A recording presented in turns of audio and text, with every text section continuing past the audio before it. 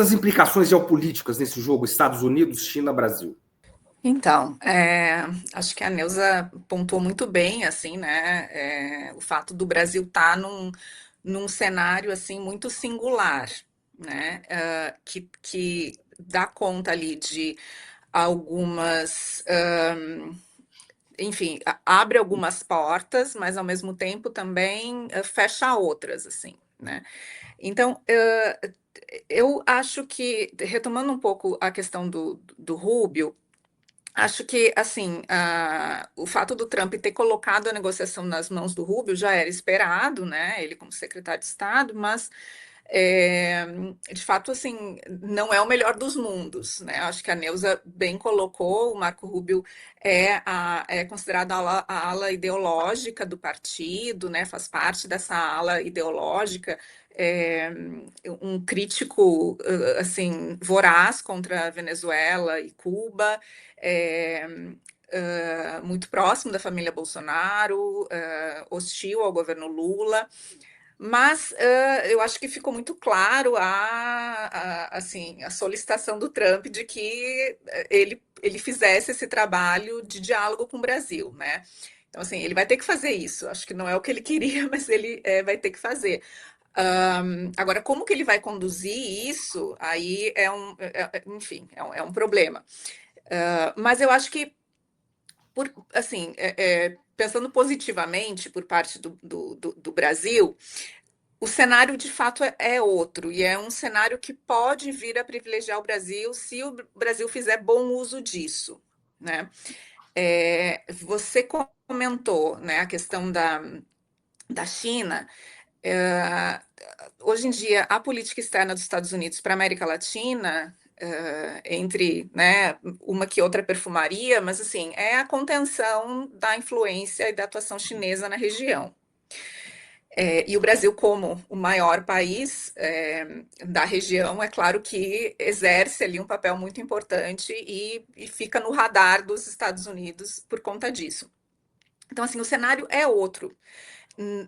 Hoje em dia, né, quer dizer, você mesmo mencionou assim, que a China é o principal parceiro comercial dos Estados Unidos. O Brasil foi o terceiro, agora saiu recentemente, foi o terceiro destino chinês, né, principal destino para investimento chinês. E então acho que, quer dizer, a China escolheu o Brasil assim e vem tratando comercialmente com o Brasil a ponto de ser hoje esse país o terceiro maior destino de investimento chinês. É, e assim, existem projetos de parceria, né, que eu acho que estão se desenrolando agora, muito importantes, e que assim, caracterizam, de certa maneira, esse novo ambiente geopolítico em que o Brasil está inserido, né? Então, agora, essa semana mesmo, vai uma comitiva brasileira para a China, liderada pela Tebet, para discutir uma via entre o Pacífico, a América do Sul e a Ásia na China, né? Uma via de acesso comercial mais rápida, enfim. E também essa visita vai contar com um aporte de recursos ali do banco dos BRICS, do novo banco ali dos BRICS, para o uso de tecnologia chinesa, enfim, na área da saúde. Então, eles vão visitar um hospital público lá na China e tudo mais. Então, a gente está vendo assim, ó, o Brasil entrando em searas, em arenas que até então eram muito tradicionais dos Estados Unidos, né? Então, a China, hoje em dia, acho que a gente já não pode mais entendê-la também só como um parceiro comercial. Ela está ocupando um espaço que até então era tipicamente estadunidense, né? Dessas parcerias e dessas cooperações um pouco mais profundas. Então, o Brasil, eu acho que se coloca hoje, né? Assim, a sinergia com a Neuza é tanta, porque eu ia também comentar essa questão que lembra muito a política externa do Getúlio Vargas naquele momento, aquela equidistância pragmática, né, de você não antagonizar nenhum dos dois e você tentar tirar proveito justamente dessa disputa deles, né?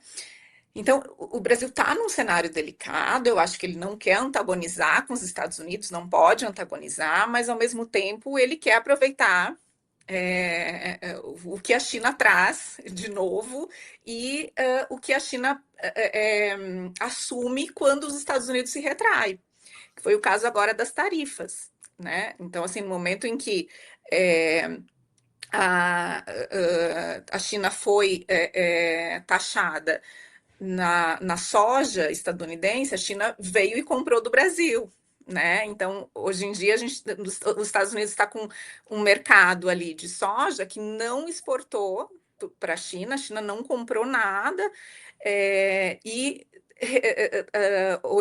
está comprando então do Brasil, pegando esse mercado que era estadunidense e ampliando ainda mais o mercado brasileiro. Então, o que eu quero dizer com isso é que, assim, eu acho que existe uma mudança em curso muito rápida e muito profunda, e daí eu acho que o papel dos BRICS é muito importante nisso, que vai além do âmbito comercial e que o Trump, de certa maneira, só agilizou ainda mais esse processo, porque ele basicamente está dando o Brasil no colo da China, assim, né? E essas práticas hostis e coercitivas, como a Neuza mesmo comentou, não só questão de impostos, mas o próprio discurso muito hostil, inclusive ao nosso judiciário, ele indica um parceiro não necessariamente confiável. E essa foi sempre a justificativa dos Estados Unidos, que eles são um parceiro confiável, que ao contrário da China, o Brasil pode confiar nos Estados Unidos, né? Então, para quem você perguntar lá nos Estados Unidos, no âmbito principalmente no âmbito militar, isso está muito presente, assim, e securitário, de defesa, mas também no âmbito comercial, se você vai no site ali da AmCham, do Brasil, da Câmara de Comércio aqui no Brasil, dos Estados Unidos aqui no Brasil, tá lá, sabe? Nós somos o melhor parceiro, o mais importante, enfim, porque temos desenvolvido há muitos anos, há mais de 2 séculos, essa relação de amizade, de confiança, né? Então, inclusive, quando eu estava lá, no ano passado, numa escola de defesa, isso foi me dito, assim, né? Quer dizer, a China até pode ser um parceiro comercial, mas quando o Brasil precisar de um parceiro para a defesa, com quem que ele vai contar? Ele não vai contar com a China para essas questões sensíveis, ele vai contar com os Estados Unidos. Então, assim, eu acho que até isso os Estados Unidos agora está perdendo, né? Então, é uma mudança bastante profunda. E o Brasil, então, vai para esse cenário de negociação com o Rubio, que não é o melhor dos mundos, mas né, é o que temos. Ele vai para esse cenário, eu vejo assim, com 2 trunfos. Né? Primeiro, esse contexto geopolítico e o papel da China aqui na região. Então, por mais que os Estados Unidos né, taxe ou coloque algumas questões ali que vão nos impactar, mas no âmbito comercial a China também está disposta a ocupar certos espaços que não ocupava antes ou aumentar esses espaços, né? Então a gente tem uma diversificação agora de parceiros comerciais como não tinha antes. Então tem esse trunfo, né? E o segundo trunfo, que inclusive o Haddad já comentou isso, né? Que vai ser levado para as mesas de negociação, é justamente o acesso às nossas terras raras.